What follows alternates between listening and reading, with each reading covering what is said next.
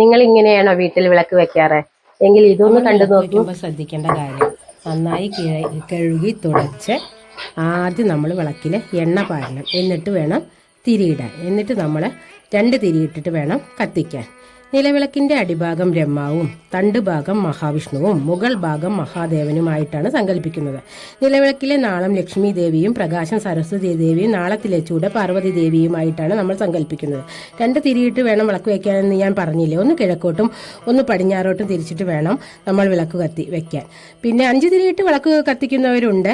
അത് എന്താ വെച്ചാൽ ഒറ്റ തിരിയിട്ട് കത്തിക്കുന്നത് നമ്മൾ മരണ വീടുകളിലാണ് കേട്ടോ. 5 തിരിയിട്ട് വിളക്ക് കത്തിക്കുന്നത് നല്ലതാണ്. അത് പക്ഷേ നമ്മൾ അമ്പലത്തിലൊക്കെയാണ് ഭദ്രദീപം എന്നാണ് അതിനെ പറയുന്നത്. അത് നമ്മൾ അമ്പലത്തിലാണ് പൊതുവെ കത്തിക്കാറ്. പിന്നെ വിവാഹ നിശ്ചയം അങ്ങനെയുള്ള പ്രധാനപ്പെട്ട കാര്യങ്ങളിൽ നമ്മളെ വീട്ടിലും കത്തിക്കുന്നത് അത് സർവ്വ ഐശ്വര്യമാണ്. രാവിലെ കിഴക്ക് ദിശയിലേക്ക് വൈകിട്ട് പടിഞ്ഞാറ് ദിശയിലേക്ക് വേണം നമ്മൾ വിളക്ക് കാട്ടാൻ.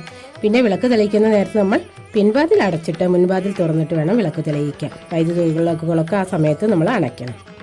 തിരുനാളം ആരും ഊതിക്കെടുത്തരുത്. കൈകൊണ്ട് പിന്നിലേക്ക് വലിച്ചിട്ട് വേണം വിളക്ക് അണയ്ക്കാൻ. കാലദർശനം എന്നാണ് പറഞ്ഞിട്ടുള്ളത്. കരിന്തിരി എരിയാതെ നോക്കണം.